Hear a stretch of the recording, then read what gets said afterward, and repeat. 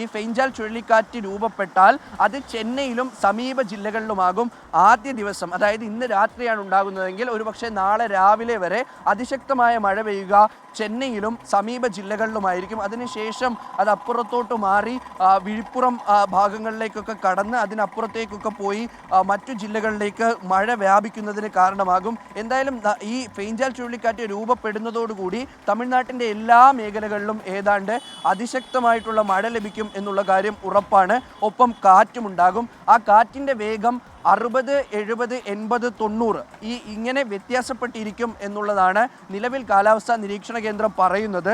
അല്പസമയം മുമ്പ് നമ്മൾ ഈ ചെന്നൈ റീജിയണൽ മെട്രോളജി വിഭാഗം അധികൃതരോട് സംസാരിച്ചിരുന്നു. അപ്പോൾ അവർ പറയുന്നത് ഇന്ന് രാത്രി ഏതാണ്ട് ഇന്ന് രാത്രിയോടുകൂടി ഒരു 10 മണിയോട് കൂടിയൊക്കെ മഴ അതിശക്തമായിട്ട് മാറും. ഒപ്പം കാറ്റുമുണ്ടാകും. അതുകൊണ്ടാണ് തങ്ങൾ നേരത്തെ തന്നെ ഇത്തരത്തിലൊരു മുന്നറിയിപ്പ് നൽകുന്നത്. നേരത്തെ ഫെയ്ഞ്ചാൽ ചുഴലിക്കാറ്റ് എത്തും, അതുകൊണ്ട് ജാഗ്രതാ നിർദ്ദേശം പുറപ്പെടുവിക്കുന്നത് എന്നാണ് പറയുന്നത്. ഒപ്പം തന്നെ വിൻഡ് ഷിയർ പ്രതിഭാസം ഇപ്പോഴും നിലനിൽക്കുന്നുണ്ട്. അതുകൊണ്ട് തന്നെ എത്ര തീവ്രതയിലാകും കാറ്റടിക്കുക അല്ലെങ്കിൽ എപ്പോഴാകും കാറ്റെത്തുക എന്നുള്ള കാര്യത്തിൽ ഇപ്പോൾ ജയചന്ദ്രൻ ചെന്നൈയിൽ നിന്ന് നമ്മളോടൊപ്പം ചേരുന്നുണ്ട്. ശ്രീ ജയചന്ദ്രൻ, എന്താണ് നിങ്ങൾ താമസിക്കുന്ന പ്രദേശം എവിടെയാണ്? അവിടെ എങ്ങനെയാണ് ഇപ്പോൾ കാറ്റിന്റെയും മഴയുടെയും ഒക്കെ ഒരു സാഹചര്യം? സർ, ഞാൻ താമസിക്കുന്ന ആറന്മുഖാണ്. പക്ഷെ ഞാൻ ജോലി ചെയ്യുന്നത് നുങ്കമ്പക്കം, ചെന്നൈ നുങ്കമ്പക്കം സ്റ്റെർലിംഗ് റോഡ് അടുത്തുള്ള ലോജിസ്റ്റിക് കമ്പനിയിലാണ്. ഞാൻ ജോലിയിലാണ് ഇപ്പോൾ ഉള്ളത്.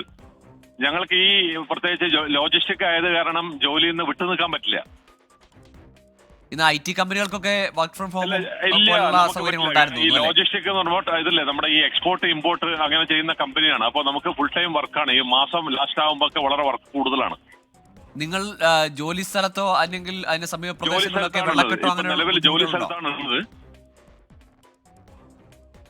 ജോലി ചെയ്യുന്ന ഓഫീസിലാണ് ഉള്ളത്. ജോലി ചെയ്യുന്ന ഓഫീസിന് സമീപത്തെങ്കിലും വെള്ളക്കെട്ടോ അങ്ങനെയുള്ള ഞാൻ ഇവിടെ ഇത് മെയിൻ ഞാൻ പറഞ്ഞില്ല, ഇത് ചെന്നൈ നുങ്കമ്പക്കം സ്റ്റെർലിംഗ് റോഡിന്ന് ഇവിടെ ഈ റോഡ് കാണുന്നുണ്ട്. ഇവിടെ എന്ന് വെച്ചാൽ വളരെ ഒരു യുദ്ധസമാനമായെന്ന് പറഞ്ഞാൽ വളരെ കുറവ് വാഹനങ്ങളെ പോകുന്നുള്ളൂ. മഴ ഇപ്പം നിന്നിട്ടുണ്ട്. ശക്തമായ കാറ്റ് വീശുന്നുണ്ട് എന്ന് വളരെ നല്ല ശക്തമായ കാറ്റ് വീശുന്നുണ്ട്. നിങ്ങൾക്ക് ഈ ഇന്ന് പൊതുവെ ആളുകൾ കടയടച്ചിടാനും ഒക്കെ നിർദ്ദേശം ഉണ്ടായിരുന്നു, അധികം പുറത്തിറങ്ങരുതെന്നൊക്കെ നിർദ്ദേശം ഉണ്ടായിരുന്നു. അത് ചെന്നൈ നഗരവാസികളൊക്കെ അക്ഷരം പ്രതി അനുസരിച്ചു എന്ന് വേണമെങ്കിൽ പറയാമല്ലേ? അതെ, തീർച്ചയായിട്ടും. കാരണം വളരെ കുറവ് ആളുകളേ ഉള്ളൂ, റോഡിലും കാര്യങ്ങളും കുറവ് ആളുകളേ ഉള്ളൂ, വാഹനങ്ങളും വളരെ കുറവാണ്. അതായത് ഞാൻ പറഞ്ഞില്ല, നമ്മുടെ നാട്ടിലെ ഒരു ബന്ദിന്റെ അവസ്ഥയിലാണ്, ഒരു മൂടിക്കെട്ടിയ അവസ്ഥയിൽ ചെന്നൈയിൽ അങ്ങനെ ആ അർത്ഥത്തിലാണ് ഉള്ളത്. നിങ്ങളുടെ താമസ സ്ഥലത്തെ എന്തെങ്കിലും നിർദ്ദേശങ്ങളുണ്ടോ? മാറി താമസം? ഞാൻ രാവിലെ അവിടെ നിന്ന് വന്നതാണ്. വരുന്ന സമയത്ത് നല്ല മഴയിൽ പെട്ടിട്ടാ വന്നത്. അപ്പൊ അവിടെയൊക്കെ വെള്ളമാണ്, ഭയങ്കരമായിട്ടുള്ള വെള്ളമാണ്. നല്ല മഴയും വെള്ളമായിരുന്നു അവിടെ. ആദംബക്കം എന്നുള്ള സ്ഥലത്താണ്, ചെന്നൈ എയർപോർട്ടിന്റെ അടുത്ത്. ശരി. ഇപ്പൊ എനിക്ക് മനസ്സിലാക്കാൻ പറ്റിയ എയർപോർട്ട് ഇപ്പൊ അടച്ചു. ഇനി 11 മണി വരെ അടച്ചു എന്നൊക്കെ പറഞ്ഞിട്ടാണ് വിവരങ്ങൾ അറിയുന്നത്. അതിനടുത്താണ് എന്റെ താമസം. ശരി ശരി. ഓക്കെ. ഇവിടെ റോഡിലൊക്കെ നല്ല വെള്ളക്കെട്ടുണ്ട് ഇപ്പോഴും. ശരി, ജയചന്ദ്രനാണ് ചെന്നൈയിൽ നിന്ന് വിവരങ്ങൾ നൽകിയത്. അവിടെ പലയിടങ്ങളിലും വെള്ളക്കെട്ടുണ്ട്, ശക്തമായ കാറ്റ് വീശുന്നുണ്ട്. ഉച്ചയ്ക്ക് ശേഷം അല്പസമയം മഴ വിട്ടുനിന്നെങ്കിൽ പിന്നീട് വീണ്ടും ശക്തമായ മഴയും ശക്തമായ കാറ്റും അനുഭവപ്പെടുന്നതാണ്. റഹീസ് തുടരുന്നുണ്ട്. റഹീസ്, നമ്മളോട് പ്രതികരിക്കുന്ന എല്ലാ മലയാളികളും പറയുന്നത് കൃത്യമായ മുൻകരുതലുകളും മുന്നറിയിപ്പും ഒക്കെ ഉണ്ട്. പക്ഷേ അവിടുത്തെ ഒരുപക്ഷെ ഈ ആളുകളൊക്കെ വീടുകളിലേക്കും കെട്ടിടങ്ങളിലേക്കും പുറത്തിറങ്ങാതെ ഇരിക്കുന്നത് തന്നെയും ഒരു മുൻകരുതൽ നിർദ്ദേശമെങ്കിൽ പോലും ആളുകളുടെ ഉള്ളിൽ ഒരു ഭീതി ഉണ്ടോ? ഈ നഗരമൊക്കെ ഒഴിഞ്ഞു കിടക്കുന്നു, ശക്തമായ കാറ്റ് വീശുന്നു.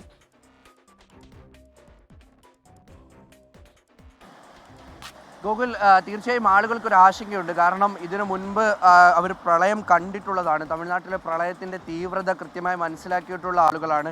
ഇന്നലെയൊക്കെ ഈ സോഷ്യൽ മീഡിയകളിൽ നോക്കുമ്പോൾ നിങ്ങൾ മുൻപുള്ള പ്രളയം കണ്ടിട്ടുള്ളവരാണെങ്കിൽ നിങ്ങൾക്കിതിനെ അതിജീവിക്കാൻ കഴിയും, അല്ലെങ്കിൽ അതൊരു ഈ ഫെയ്ഞ്ചാൽ ചുഴലിക്കാറ്റ് മൂലമുണ്ടാകുന്ന പ്രളയമോ അല്ലെങ്കിൽ കാറ്റോ ഒന്നും നിങ്ങൾക്ക് വലുതായി തോന്നില്ല എന്ന് തുടങ്ങിയ കുറേ കമൻറ്റുകൾ സോഷ്യൽ മീഡിയയിൽ കണ്ടിരുന്നു, എക്സിൻ്റെ ഹാൻഡിലുകളിൽ കണ്ടിരുന്നു. അപ്പോൾ അത്തരത്തിൽ ആളുകൾക്കൊരു ജാഗ്രതയുണ്ട്. അത് ഏറ്റവും പ്രധാനമായി മനസ്സിലായത് ഒരു ദിവസം പോലും അടയ്ക്കാത്ത കടകൾ, ദീപാവലിക്ക് പോലും അടയ്ക്കാത്ത കടകളൊക്കെ ഇന്ന് ചെന്നൈയിൽ അവധിയാണ്. ആളുകൾ പുറത്തേക്ക് ഇറങ്ങാൻ നന്നായി മടിക്കുന്നുണ്ട്. ഒരു പ്രധാനപ്പെട്ട സൂചന കൂടി ഇപ്പോൾ ലഭിക്കുന്നുണ്ട്. ഇതൊരു ഔദ്യോഗികമായ സൂചനയല്ല, പക്ഷേ ഈ ഒരു കാലാവസ്ഥ നിരീക്ഷണം ചെയ്യുന്ന ആളുകൾ, അതിലെ പ്രഗത്ഭരൊക്കെ പറയുന്നതനുസരിച്ചാണെങ്കിൽ ഒരു പക്ഷേ നാളെ രാവിലത്തേക്ക് അല്ലെങ്കിൽ ഇന്ന് അർദ്ധരാത്രി കഴിഞ്ഞ് നാളെ രാവിലത്തേക്ക് മുൻപാകും ഇത്തരത്തിൽ ചുഴലിക്കാറ്റ് തമിഴ്നാട്ടിലേക്ക് കടക്കുക എന്നാണ്. അങ്ങനെയാണ് എന്നുണ്ടെങ്കിൽ അത് കൽപ്പാക്കത്തായിരിക്കും എന്നുള്ള തരത്തിലൊരു സൂചന കൂടി ഇപ്പോൾ പുറത്തു വരുന്നുണ്ട്. ഇത്തരത്തിൽ ഈ സ്വകാര്യമായിട്ടുള്ള ചില കാലാവസ്ഥാ ഏജൻസികളും അങ്ങനെ ഈ കാലാവസ്ഥാ പഠനവുമായി മുന്നോട്ട് പോകുന്ന ആളുകളുമൊക്കെ ആകും. അപ്പോൾ നാളെ പുലർച്ചയ്ക്ക് മുൻപായാകും ഈ ചുഴലിക്കാറ്റ് എത്തുക എന്നുള്ള കാര്യത്തിലേക്ക് ഏതാണ്ട് കാര്യങ്ങൾ കടക്കുന്നു. അത് ഒരുപക്ഷെ ശരി കൂടിയായിരിക്കും. കാരണം 10 കിലോമീറ്ററാണ് ചുഴലിക്കാറ്റിൻ്റെ നിലവിലെ വേഗം, 100 കിലോമീറ്റർ അകലെയാണ് ചെന്നൈയിൽ നിന്നും. അപ്പോൾ അങ്ങനെയാണ് എങ്കിൽ ഏതാണ്ട് ഒരു 9-10 മണിക്കൂർ, അല്ലെങ്കിൽ ഏറ്റവും കുറച്ച് പരിഗണിച്ചാലും ഒരു 8 മണിക്കൂർ എന്നുള്ള നിലയിലേക്ക് കാര്യങ്ങൾ എത്തും. അപ്പോൾ ഒരു പക്ഷേ ഇന്ന് അർദ്ധരാത്രിക്ക് ശേഷം നാളെ പുലർച്ചയ്ക്കിടയിലാകും ഫെയ്ഞ്ചാൽ ചുഴലിക്കാറ്റ് തമിഴ്നാട്ടിലേക്ക് എത്തുക. അത് വലിയ തോതിലുള്ള പ്രശ്നങ്ങൾ ഉണ്ടാക്കും എന്നുള്ള കാര്യവും ഉറപ്പാണ്.